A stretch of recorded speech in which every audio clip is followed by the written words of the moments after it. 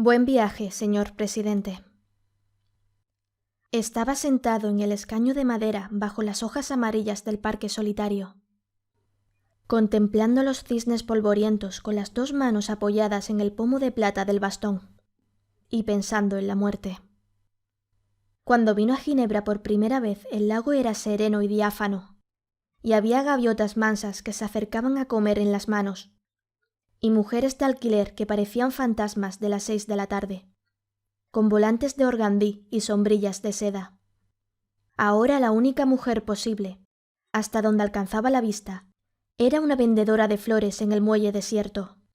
Le costaba creer que el tiempo hubiera podido hacer semejantes estragos, no solo en su vida, sino también en el mundo.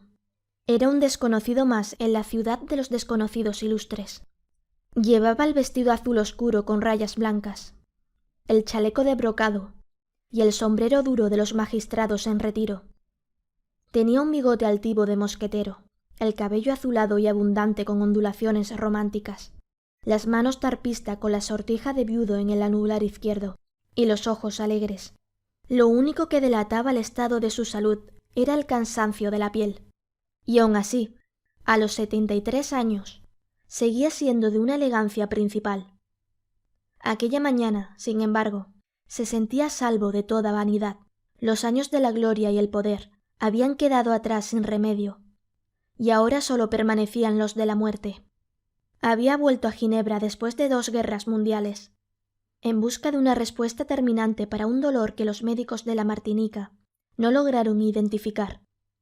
Había previsto no más de 15 días, pero iban ya 6 semanas de exámenes agotadores y resultados inciertos, y todavía no se vislumbraba el final. Buscaban el dolor en el hígado, en el riñón, en el páncreas, en la próstata, donde menos estaba. Hasta aquel jueves indeseable, en el que el médico menos notorio de los muchachos que lo habían visto lo citó a las 9 de la mañana, en el pabellón de neurología.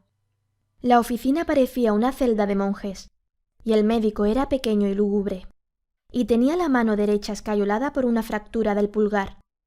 Cuando apagó la luz, apareció en la pantalla la radiografía iluminada de una espina dorsal que él no reconoció como suya, hasta que el médico señaló con un puntero, debajo de la cintura, la unión de 2 vértebras.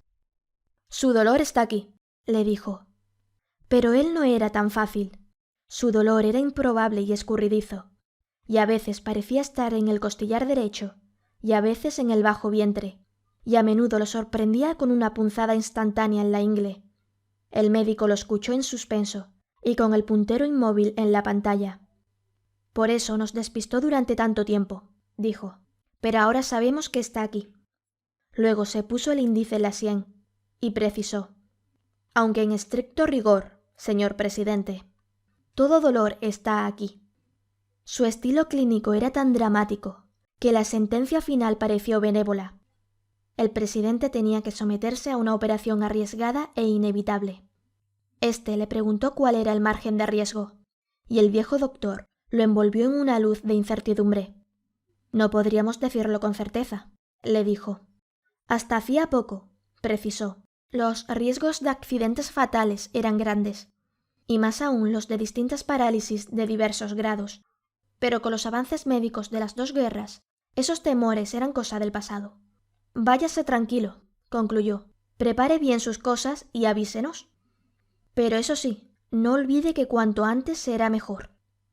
No era una buena mañana para digerir esa mala noticia, y menos a la intemperie.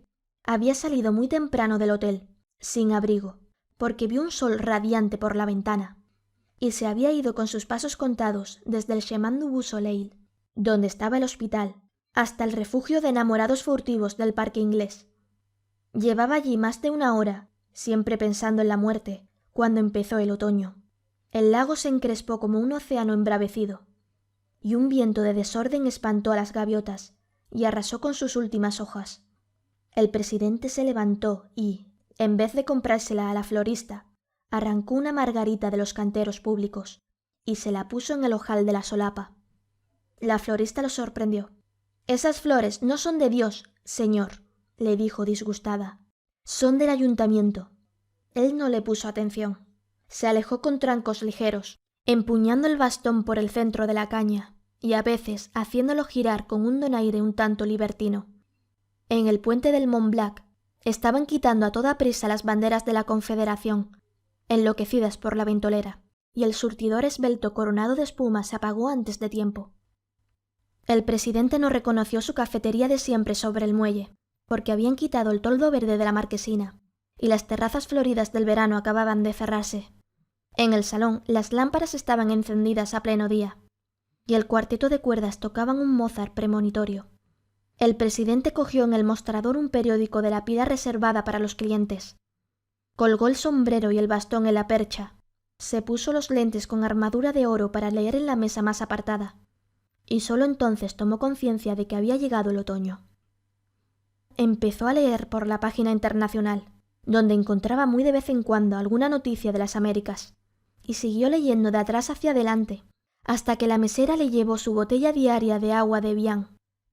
Hacía más de 30 años que había renunciado al hábito del café. Si alguna vez tuviera la certidumbre de que voy a morir, volvería a tomarlo. Quizás la hora había llegado. «Tráigame también un café», ordenó en un francés perfecto, y precisó sin reparar en el doble sentido, a la italiana, como para levantar a un muerto. Se lo tomó sin azúcar, a sorbos lentos, y después puso la taza boca abajo en el plato, para que el sedimento del café, después de tantos años, tuviera tiempo de escribir su destino. El sabor recuperado lo redimió por un instante de su mal pensamiento. Un instante después, como parte del mismo sortilegio, sintió que alguien lo miraba. Entonces pasó la página con un gesto casual, miró por encima de los lentes y vio al hombre pálido y sin afeitar, con una gorra deportiva y una chaqueta de cordero volteado, que apartó la mirada al instante para no tropezar con la suya. Su cara le era familiar. Se habían cruzado varias veces en el vestíbulo del hospital. Lo había vuelto a ver cualquier día en una motoneta por la Promenade du Lac, mientras él contemplaba los cisnes, pero nunca se sintió reconocido. No descartó, sin embargo, que fuera otra de las tantas fantasías persecutorias del exilio.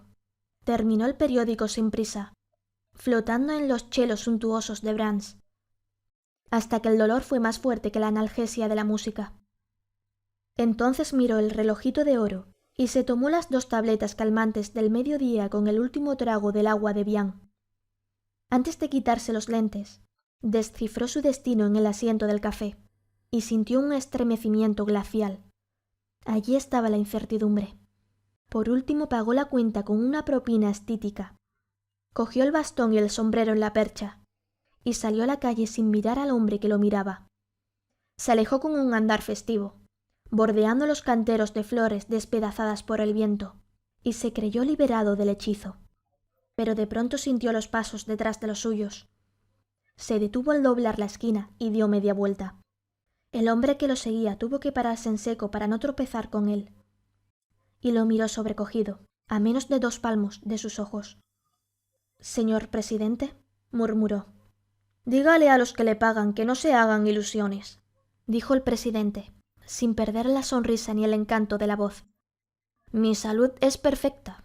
Nadie lo sabe mejor que yo», dijo el hombre, abrumado por la carga de dignidad que le cayó encima. «¿Trabajó en el hospital?»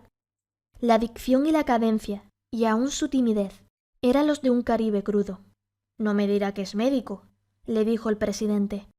«¿Qué más quisiera yo, señor?», dijo el hombre. «Soy chofer de ambulancia». «Lo siento», dijo el presidente, convencido de su error. «Es un trabajo duro». «No tanto como el suyo, señor». Él lo miró sin reservas. Se apoyó en el bastón con las 2 manos y le preguntó con un interés real. «¿De dónde es usted?» «Del Caribe». «De eso ya me di cuenta», dijo el presidente. «¿Pero de qué país?» «Del mismo que usted, señor», dijo el hombre, y le tendió la mano. «Mi nombre es Homero Rey». El presidente lo interrumpió sorprendido sin soltarle la mano. «Caray», le dijo, «qué buen nombre». Homero se relajó. «Y es más todavía», dijo, «Homero Rey de la casa». Una cuchillada invernal lo sorprendió indefensos en mitad de la calle. El presidente se estremeció hasta los huesos y comprendió que no podría caminar sin abrigo las 2 cuadras que le faltaban hasta la fonda de pobres donde solía comer. «¿Ya almorzó?», le preguntó a Homero. Nunca almuerzo, dijo Homero. Como una sola vez por la noche en mi casa. Haga una excepción hoy, le dijo con todos sus encantos a flor de piel. Lo invito a almorzar. Lo tomó del brazo y lo condujo hasta el restaurante de enfrente, con el nombre dorado en la marquesina de lona. Le Boeuf Couronné. El interior era estrecho y cálido, y no parecía haber un sitio libre. Homero Rey, sorprendido de que nadie reconociera al presidente, siguió hasta el fondo del salón para pedir ayuda. ¿Es presidente en ejercicio?, le preguntó el patrón. No, dijo Homero, derrocado. El patrón soltó una sonrisa de aprobación. Para esos, dijo, tengo siempre una mesa especial. Los condujo a un lugar apartado en el fondo del salón, donde podían charlar a gusto. El presidente se lo agradeció. No todos reconocen como usted la dignidad del exilio, dijo. La especialidad de la casa eran las costillas de buey al carbón. El presidente y su invitado miraron en torno y vieron en las otras mesas los grandes trozos asados con un borde de grasa tierna. Es una carne magnífica, murmuró el presidente, pero la tengo prohibida. Fijó en Homero una mirada traviesa y cambió de tono. En realidad tengo prohibido todo. También tiene prohibido el café, dijo Homero, y sin embargo lo toma. ¿Se dio cuenta?, dijo el presidente. Pero hoy fue un día especial. La excepción de aquel día no fue solo con el café. También ordenó una costilla de buey al carbón y una ensalada de legumbres frescas, sin más aderezos que un chorro de aceite de olivas. Su invitado pidió lo mismo, más media garrafa de vino tinto. Mientras esperaban la carne, Homero sacó del bolsillo de la chaqueta una billetera sin dinero y con muchos papeles, y le mostró al presidente una foto descolorida. Él se reconoció en mangas de camisa, con varias libras menos y el cabello y el bigote de un color negro intenso, en medio de un tumulto de jóvenes que se habían empinado para sobresalir. De una sola mirada reconoció el lugar. Reconoció los emblemas de una campaña electoral aborrecible. Reconoció la fecha ingrata. ¡Qué barbaridad!, murmuró. Siempre he dicho que uno envejece más rápido en los retratos que en la vida real. Y devolvió la foto con el gesto de un acto final. Lo recuerdo muy bien, dijo. Fue hace miles de años en la gallera de San Cristóbal de las Casas. Es mi pueblo, dijo Homero, y se señaló a sí mismo en el grupo. Este soy yo. El presidente lo reconoció. Era una criatura. Casi, dijo Homero. Estuve con usted en toda la campaña del sur, como dirigente de las brigadas universitarias. El presidente se anticipó al reproche. Yo, por supuesto, ni siquiera me fijaba en usted, dijo. Al contrario, era muy gentil con nosotros, dijo Homero. Pero éramos tantos que no es posible que se acuerde. ¿Y luego? ¿Quién lo puede saber más que usted?, dijo Homero. Después del golpe militar, lo que es un milagro es que los dos estemos aquí, listos para comernos medio buey. No muchos tuvieron la misma suerte. En ese momento les llevaron los platos. El presidente se puso la servilleta en el cuello, como un babero de niño, y no fue insensible a la callada sorpresa del invitado. Si no hiciera esto perdería una corbata en cada comida, dijo. Antes de empezar probó el sazón de la carne. La aprobó con un gesto complacido, y volvió al tema. Lo que no me explico, dijo, es por qué no se me había acercado antes, en vez de seguirme como un sabueso. Entonces Homero le contó que lo había reconocido, desde que lo vio entrar en el hospital, por una puerta reservada para casos muy especiales. Era pleno verano, y él llevaba el traje completo de lino blanco de las Antillas, con zapatos combinados en blanco y negro, la margarita en el ojal y la hermosa cabellera alborotada por el viento. Homero averiguó que estaba solo en Ginebra, sin ayuda de nadie, pues conocía de memoria la ciudad donde había terminado sus estudios de leyes. La dirección del hospital, a solicitud suya, tomó las determinaciones internas para asegurar el incógnito absoluto. Esa misma noche, Homero se concertó con su mujer para hacer contacto con él. Sin embargo, lo había seguido durante 5 semanas buscando una ocasión propicia, y quizás no habría sido capaz de saludarlo si él no lo hubiera enfrentado. Me alegro de que lo haya hecho, dijo el presidente, aunque la verdad es que no me molesta para nada estar solo. No es justo. ¿Por qué?, preguntó el presidente con sinceridad. La mayor victoria de mi vida ha sido lograr que me olviden. Nos acordamos de usted más de lo que usted se imagina, dijo Homero sin disimular su emoción. Es una alegría verlo así, sano y joven. Sin embargo, dijo él sin dramatismo, todo indica que moriré muy pronto. Sus probabilidades de salir bien son muy altas, dijo Homero. El presidente dio un salto de sorpresa, pero no perdió la gracia. —¡Caray! —exclamó. —¿Es que en la bella Suiza se abolió el sigilio médico? En ningún hospital del mundo hay secretos para un chofer de ambulancias —dijo Homero—. Pues lo que yo sé lo he sabido hace apenas 2 horas, y por boca del único que debía saberlo. En todo caso, usted no moriría en vano —dijo Homero—. Alguien lo pondrá en el lugar que le corresponde, como un gran ejemplo de dignidad. El presidente fingió un asombro cómico. —Gracias por prevenirme —dijo. Comía como hacía todo, despacio y con una gran pulcritud. Mientras tanto miraba a Homero directo a los ojos, de modo que éste tenía la impresión de ver lo que él pensaba. Al cabo de una larga conversación de evocaciones nostálgicas, hizo una sonrisa maligna. Había decidido no preocuparme por mi cadáver, dijo, pero ahora veo que debo tomar ciertas precauciones de novela policíaca, para que nadie lo encuentre. Será inútil, bromeó Homero a su vez. En el hospital no hay misterios que duren más de 1 hora. Cuando terminaron con el café, el presidente leyó el fondo de su taza y volvió a estremecerse. El mensaje era el mismo. Sin embargo, su expresión no se alteró.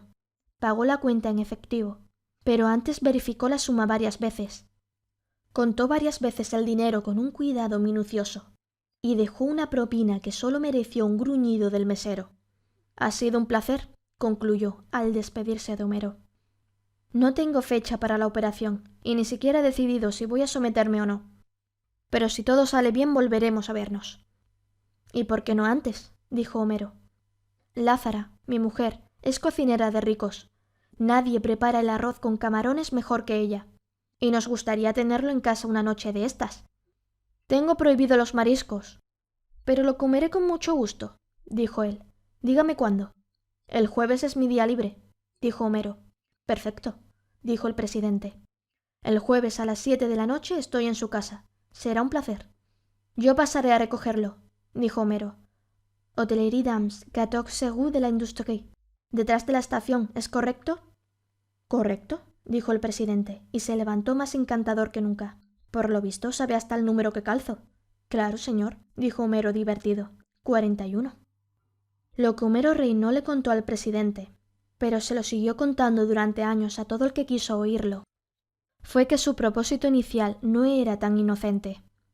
Como otros chóferes de ambulancia, tenía arreglos con empresas funerarias y compañías de seguros para vender servicios dentro del mismo hospital, sobre todo a pacientes extranjeros de escasos recursos. Eran ganancias mínimas, y además había que repartirlas con otros empleados que se pasaban de mano en mano los informes secretos sobre los enfermos graves.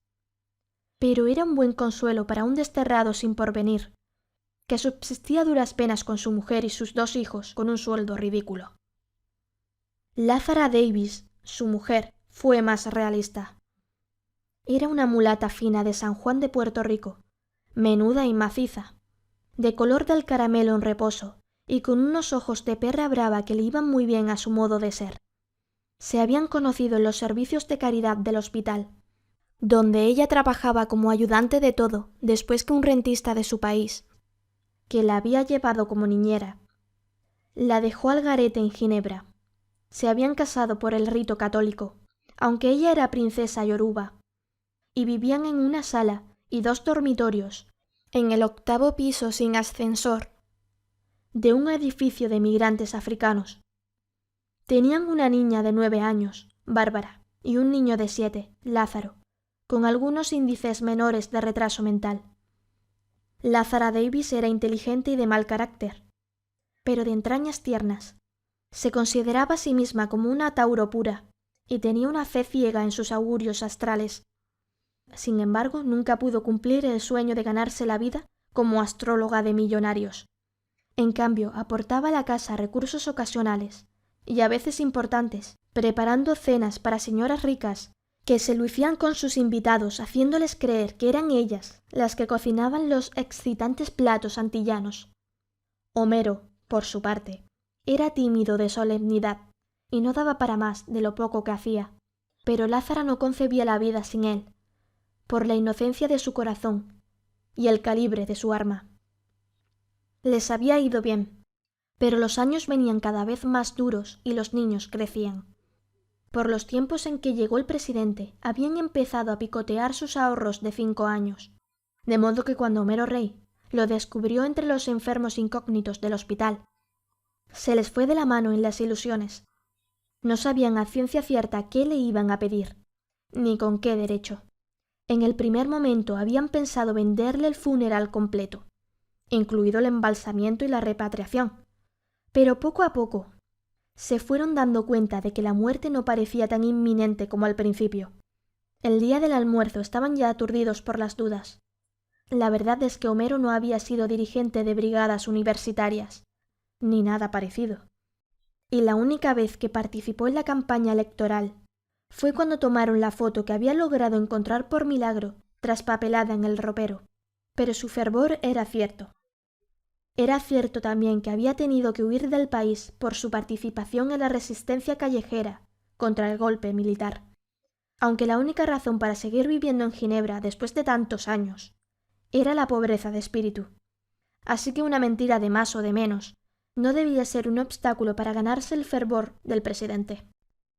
La primera sorpresa de ambos fue que el desterrado ilustre viviera en un hotel de 4ª categoría en el barrio triste de la Grote, entre inmigrantes asiáticos y mariposas de la noche, y que comiera solo en fondas de pobres, cuando Ginebra estaba llena de residencias dignas para políticos en desgracia. Homero le había visto repetir los actos de aquel día, día tras día. Lo había acompañado de vista, y a veces a una distancia menos que prudente, en sus paseos nocturnos por entre los muros lúgubres y los colgajos de campánulas amarillas de la ciudad vieja. Lo había visto absorto durante horas frente a la estatua de Calvino. Había subido tras él paso a paso la escalinata de piedra, sofocado por el perfume ardiente de los jazmines, para contemplar los lentos atardeceres del verano desde la cima del Bourg-le-Fou. Una noche lo vio bajo la primera llovizna, sin abrigo ni paraguas, haciendo la cola con los estudiantes para un concierto de Rubinstein. No sé cómo no le ha dado una pulmonía, le dijo después a su mujer. El sábado anterior, cuando el tiempo empezó a cambiar, lo había visto comprando un abrigo de otoño con un cuello de bisones falsos, pero no en las tiendas luminosas de la Rue Duron, donde compraban los emires furtivos, sino en el mercado de las pulgas. Entonces no hay nada que hacer, dijo Lázara cuando Homero se lo contó. Es un avaro de mierda, capaz de hacerse enterrar por la beneficencia la fosa común. Nunca le sacaremos nada. A lo mejor es pobre de verdad, dijo Homero. Después de tantos años sin empleo. Ay, negro, una cosa es ser Piscis, con ascendente Piscis, y otra cosa es ser pendejo, dijo Lázara. Todo el mundo sabe que él se alzó con el oro del gobierno, y que es el exiliado más rico de la Martinica. Homero, que era 10 años mayor, había crecido impresionado con la noticia de que el presidente estudió en Ginebra, trabajando como obrero de la construcción.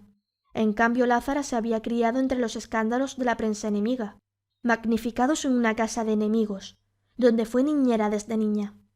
Así que la noche en que Homero llegó ahogándose de júbilo porque había almorzado con el presidente, a ella no le valió el argumento de que lo había invitado a un restaurante caro. Le molestó que Homero no le hubiera pedido nada de lo mucho que habían soñado, desde becas para los niños hasta un empleo mejor en el hospital.